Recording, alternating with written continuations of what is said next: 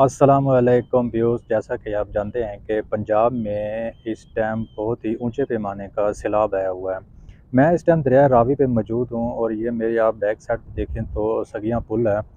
और मैं यहाँ पे कोई तकरीबन 10 साल से रह रहा हूँ, लेकिन आज तक मैंने दरिया के अंदर इतना पानी नहीं देखा जितना इस टाइम मौजूद है।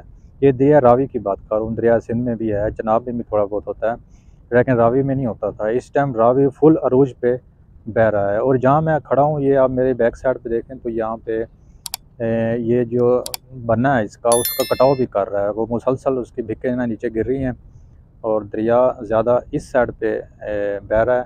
जो दूसरा किनारा है उस साइड पे इतना फ़्लो नहीं है, ना इतना पानी का प्रेशर है।